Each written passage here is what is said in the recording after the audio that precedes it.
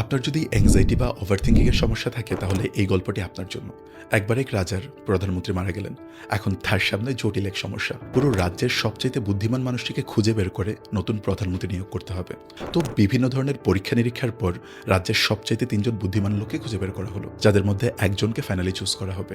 তো প্রধানমন্ত্রী নির্বাচনের আগের দিন একটা গুজব ছড়িয়ে পড়ল যে রাজা নাকি তাদেরকে এমন এক রুমে বন্দী করবেন যে রুমের দরজায় বসানো থাকবে আশ্চর্য এক তালা, যেটি তৈরি করেছেন রাজ্যের শ্রেষ্ঠ কারিগররা, এবং সেটি শুধুমাত্র সেই ব্যক্তিই খুলতে পারবেন যিনি গণিতে সবচাইতে দক্ষ। এই গুজব শুনে ৩ জনের মধ্যে ২ জন সেই রাতে দুশ্চিন্তার উত্তেজনায় একেবারেই ঘুমাতে পারল না।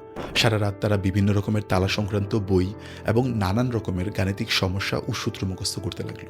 ভোর হওয়ার আগ পর্যন্ত তারা যতটুকু সম্ভব পড়াশোনা করা যায় পড়াশোনা করে কিছুক্ষণ ঘুমিয়ে সকালে রাজপ্রাসাদের উদ্দেশ্যে রওনা দেয়, এবং রাজপ্রাসাদের দিকে যাওয়ার সময়ও তারা নিজের সাথে কয়েকটা বই লুকিয়ে রাখলো, এই চিন্তা করে যে যদি কোনোভাবে কাজে লাগে। এবং তাদের ২ জনের চোখেই তারা ছিল সম্পূর্ণ রকমের প্রস্তুত। আর তৃতীয় ব্যক্তি যিনিও নির্বাচিত হয়েছিলেন তার কানেও এই গুজবের কথা পৌঁছায়, তবে তার প্রতিক্রিয়া ছিল কিছুটা ভিন্ন।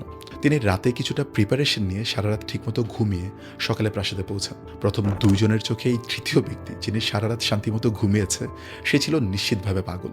এমন একটা গুরুত্বপূর্ণ পরীক্ষার আগের রাতে এমন নিশ্চিন্ত ভাব আর কি বা বোঝাতে পারে, বোকামি ছাড়া। তো রাজপ্রাসাদে পৌঁছে তারা বুঝতে পারলো গুজবটি আসলেই সত্য। পৌঁছানো মাত্রই তাদেরকে বড় একটা রুমে বন্দী করা হলো, এবং সেই রুমের দরজায় লাগানো ছিল সেই বহুল আলোচিত তালা, যেটি ছিল তখনকার সময়ের যান্ত্রিক বুদ্ধিমত্তার অসাধারণ এক সৃষ্টি।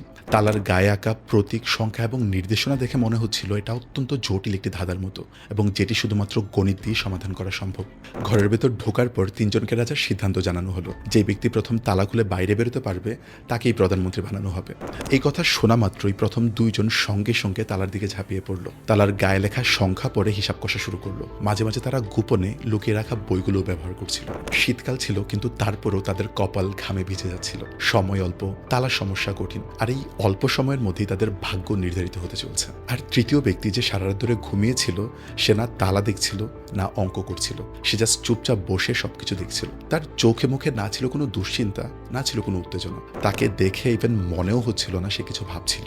হঠাৎ সে উঠে দাঁড়ালো, অত্যন্ত শান্ত এবং স্বাভাবিকভাবে দরজার দিকে এগিয়ে গেল। তারপর আস্তে আস্তে দরজার হাতল ঘোরালো, এবং আশ্চর্য, দরজাটি সঙ্গে সঙ্গেই খুলে গেল। তালাকে ঘিরে যত ধরনের গল্প ছিল সবই ছিল এক প্রতারণা। আর বাকি ২ জন যারা অঙ্কের ধাঁধায় ডুবে ছিল তারা বুঝতেই পারলো না তাদের একজন ইতিমধ্যেই গড় ছেড়ে বেরিয়ে গিয়েছে। এই সত্যটি তারা তখনই জানতে পারলো যখন রাজা ঘরে প্রবেশ করে বললেন, ভদ্রলোকেরা আপনারা অঙ্ক করা বন্ধ করুন, যার বেরোনোর কথা সে অলরেডি বেরিয়ে গিয়েছে। ওই ২ জন হতবাকা তাদের নিজেদের চোখে একদমই বিশ্বাস করতে পারছিল না। যাকে তারা সব দিক থেকেই অযোগ্য ভাবছিল সেই রাজার পিছনে দাঁড়িয়েছিল। তাদের নির্বাক দেখে রাজা বললেন, জীবনে যে কোনো সমস্যার সমাধানের সময় সবচেয়ে গুরুত্বপূর্ণ বিষয় হলো প্রথমে এটা বুঝে নেওয়া যে আসলে কোনো সমস্যা আছে কিনা, তালাটি সত্যিই বন্ধ কিনা। যে ব্যক্তি সমস্যার অস্তিত্ব যাচাই না করেই সমাধানে ঝাঁপিয়ে পড়ে সে নিশ্চিতভাবে বিভ্রান্ত হয় এবং বেশিরভাগ সময় পথভ্রষ্ট থাকে।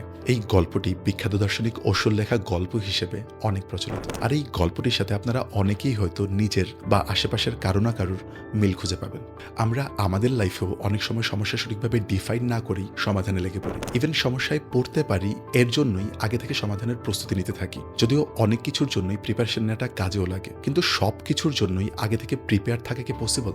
আপনারা যারাই সমস্যা ফেস করার আগে সমস্যার সমাধান করার সব রকমের প্রিপারেশন নিয়ে রাখছেন বা সমস্যাকে সঠিকভাবে ডিফাইন না করে সমাধানের চেষ্টা করছেন, আপনারা কি আসলেই ভালো আছেন? আমি আমার ক্লিনিক্যাল এক্সপিরিয়েন্স থেকে অন্তত এতটুকু বলতে পারি, এই ধরনের অ্যাপ্রোচ জাস্ট আমাদের অস্থিরতা এবং অ্যাংজাইটি বাড়ে। আপনি যতই মনে করেন আপনার এই অতিরিক্ত প্রিপারেশন আপনার লাইফটাকে কোনোভাবে টিকিয়ে রাখছে, না হলে আপনার লাইফে আরও বেশি সমস্যা হতো, বাট অ্যাকচুয়ালিতে আপনি যদি তৃতীয় ব্যক্তিটির মতো সমস্যা আসার আগেই সমাধানের জন্য অতিরিক্ত প্রিপারেশনের চেষ্টা বাদ দিয়ে সমস্যা আসলেই আছে কিনা এবং থাকলে সেটাকে সঠিকভাবে বুঝে সমাধানের চেষ্টা করেন, তাহলে আপনার লাইফটা আরও অনেক বেশি সুন্দর এবং সুখের হবে।